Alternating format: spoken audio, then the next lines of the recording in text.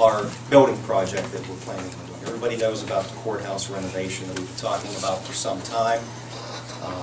And that was something that we'd been told about when we first came in 2 years ago into office. It was something that was already underway. We kind of changed directions a little bit, changed the architect, and came up with some new plans.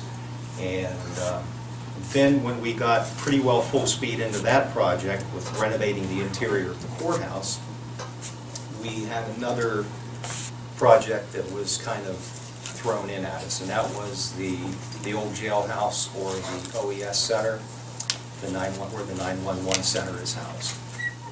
We had an inspection by our insurance company.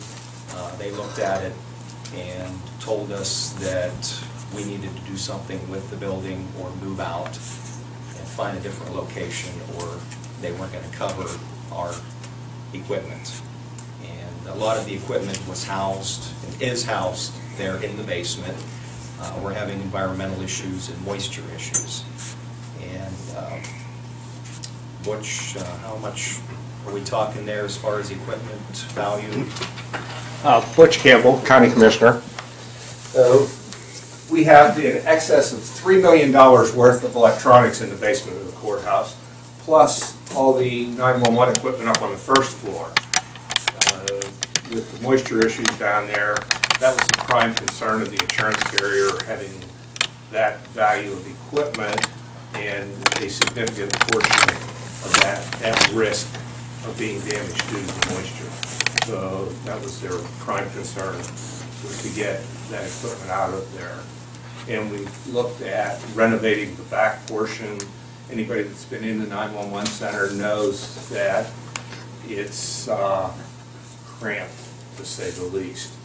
I hate to use analogies that somebody else has, so we should have, but a good example is we have 3 consoles for dispatching in the main room and 1 additional console in a separate room. Jefferson County, also a 6th-class county, population about the same as ours, 911 call volume is less than Clarion County's, and they have 6 consoles to work from. The 3 that we have that are up and operational are manned 24 hours a day, 7 days a week. So we don't even have a good backup system should one or more of those consoles fail. So that raised significant issues in addition to the insurance issues. So we had people in offices in the basement of the old jail. We've since moved them out. They're in the courthouse right now in space that we have open there. The building is, the old jail has been obsolete for probably some time actually. So then we started into having needs also design, or we started a search for where we could possibly move the OES center to. We checked out different buildings, some of them outside the borough, because the 911 center wouldn't have to be in the borough, like the administration of the courthouse needs to be in the county seat. So we looked at places like the record building out in Payne Township, and the UI, Philo, and some other locations. Did our due diligence, did a lot of research, had structural engineers check out all these buildings. We were thinking about possibly purchasing some of these buildings to move some of our offices out into these buildings, renovating them. Some of them we rent now off of landlords, and they're not really keeping those buildings up to specifications that we would like. They're not, a lot of the buildings we rent for probation currently, domestic relations, public defender, they're not up to code, they're not handicap accessible, and so forth. So to better serve the public, we came up with a new idea, and that was, if I may interject, looking at facilities to move the 911 center to, the estimated costs were any place between $2 and $5 million plus property acquisition. So, you know, that created a significant issue for us. So we came up with this plan now where we would like to build a new building, keep it in the borough. We're very sensitive to Borough Council's concern of, you know, who's on the tax rolls, property on the tax rolls, and we really do not want to start buying up more buildings in the borough and taking more properties off the tax rolls. So with this idea of building a new building, that would eliminate that prospect. And in addition to that, we would be keeping the workers in town. 911 OES Center has, what, about 30 employees? 30 employees. About 30 people work in that building there alone. So they would be staying in the new building, or the annex as we're calling it at this time.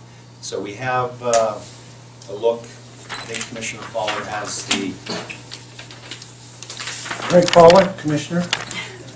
photos were done up for us by Eads.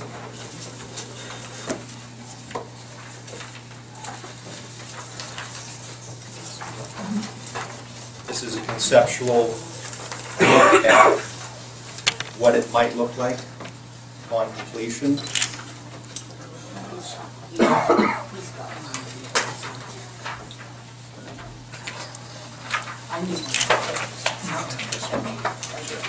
The top picture is looking at it straight across Main Street from, like, in Veterans Memorial Park. And then the bottom photo is a slightly diagonal view from the west side.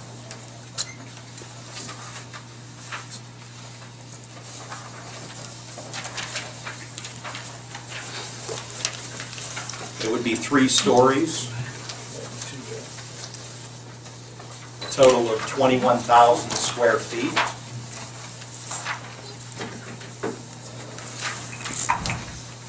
And I think we have enough for the press people that are here.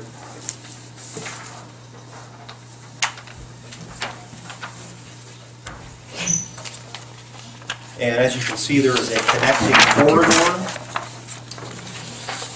between the 2 buildings. And what we think we can do is the bottom floor of the annex will be able to go pretty much straight across into the bottom floor of the courthouse, or what is now the basement. There may have to be some earth moved there, but probably not much.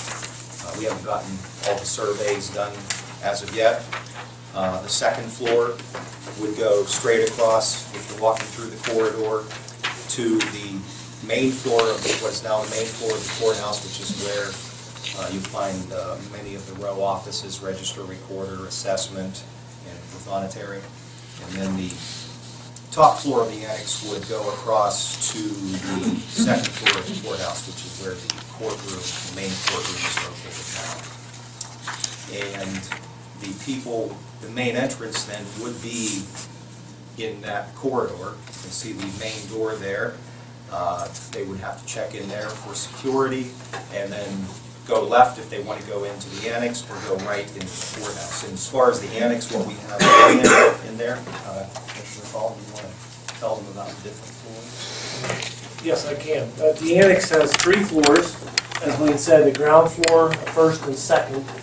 The ground floor would be a land services floor that would contain your register recorder, assessment, planning, GIS, anything that does with land development that people have to get permitting and do anything with the deed recording would be all in that one floor. It would be a land services floor, something that I think Clarion would help for economic development.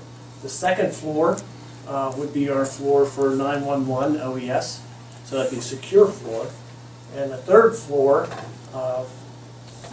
would be a floor that would be the same level as Wayne was saying, with the courthouse, second floor, and that would be the second courtroom and judicial offices on that top floor of the annex. The annex right now is basically 70 by 100, and each floor is basically 7,000 square feet, but that's still, just give you a rough idea of the 3 floors, about 7,000 square feet per floor. should be very functional, should serve the county. This project is something that we're looking to do. Wayne and Butch and I are trying to not kick a can down the road, something that will be 30 to 50 years, something that the county can work with and see a nice future with. So I think the project would do that. We really feel that this has been the decision that brings it all together at having an annex, this building as we're proposing. Yeah, this is a product, like you said, where we think it's going to serve the residents for 30 to 50 years down the road. Not something that we're just going to, spend $1 million here, a couple million here and there, and then 5-10 years from now, we got to spend more money. Because in the long run, the way we see it, it costs the taxpayers more doing it that way. As you can see from the overhead view, the annex is pasted in there on the left, to the left of the courthouse. That annex is right now where there's an alley. What's Jefferson Place. Jefferson Place alley. Pretty much goes right down the center of the annex in that overview. So, what we're asking from the borough is to vacate that alley. That may not be a good word. Abandon the alley. And then we would gain some spaces because of the new configuration. You'd gain a few spaces on Main Street because that alley's not there. We would also gain a few spaces for parking in the back of the annex. But we would lose, and we were counting the spaces this morning. What were the numbers? There would be a net loss of 7 spaces at this point. And then, of course, we would also be asking for some setback variances from the borough as well to do a project like this.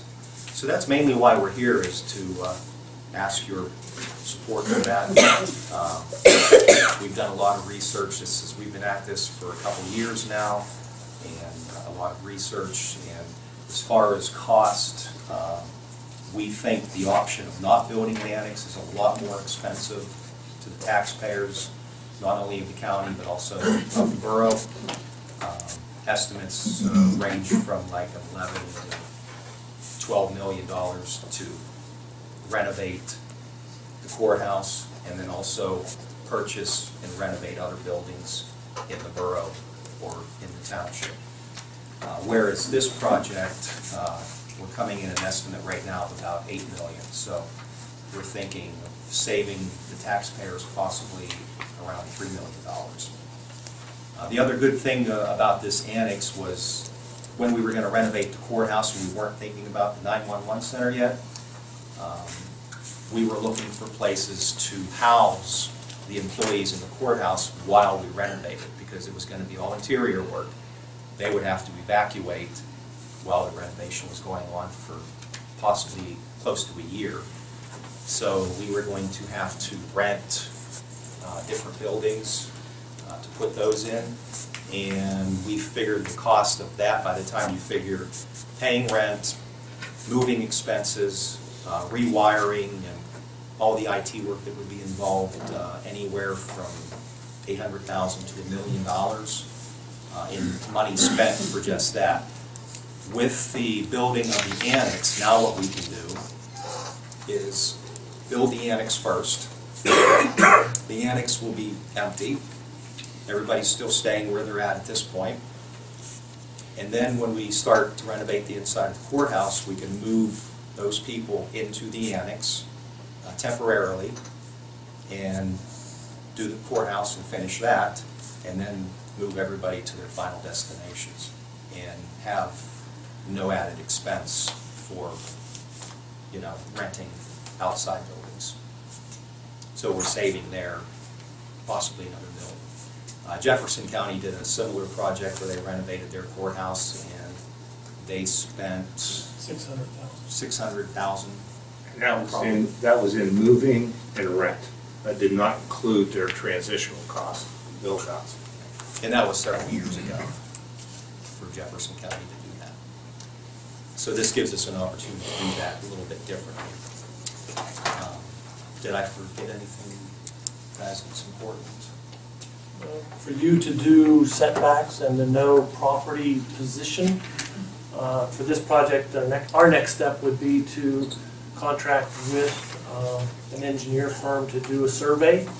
And the survey then would plot you exactly where the building would sit in elevations. So then that paperwork then would come to the borough for the building and whether setbacks were needed, not needed, elevation. And I think in that also they would do a PA1 call, so we would know when it was presented to the borough what utilities, all of those type of things. So if the results of the borough here tonight is favorable, that's the next step we need to do is contract to have a site and elevation survey. Then you'll have a definite idea of the placement and distances and things because of your zoning and setback. That's where we're at today. Are there any questions? I have one. Can you address your timeline? We hope to go to bid end of this year, around December, and then construction would begin in March, probably, next March.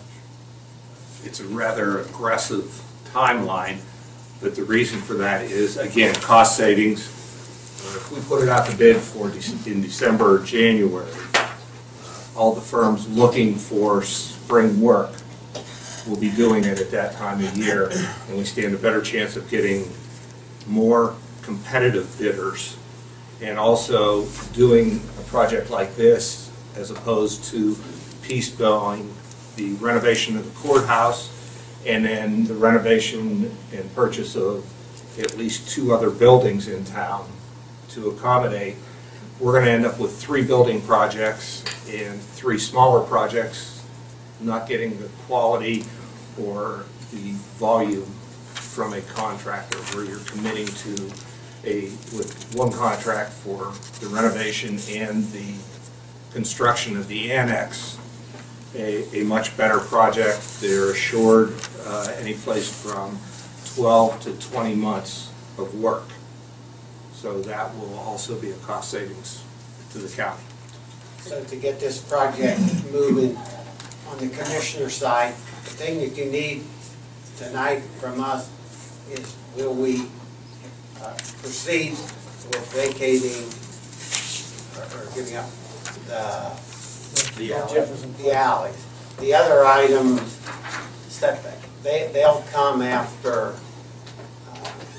then you can go ahead and what I'm saying, and actually have your engineer put everything down.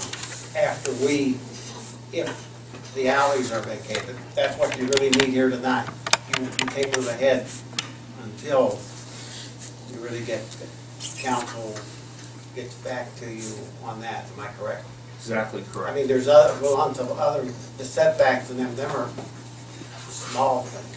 The alley would be one of the biggest for council to, you want council to do. That would be up to you. Vacate the alley. That would be up to you guys to vote on that tonight if you wanted to. Yeah, well, I'm saying if tonight, but that's what that's what you really need right now, that part. Yeah, the other parts, as you said, are minor, and we would not presume to ask for approval on setbacks or things like that when we really don't know what we're asking for. But we do know that to facilitate this project, the abandonment of Jefferson Place is a prime concern and a necessity to move forward with it. Without that, this project cannot move forward. And what you said here, I agree with you on a couple of things. One, you said that you won't be taking then any more property, you won't be taking any property off the tax base. That we don't have a good tax base in the borough anyways, and we're not ready to lose any more.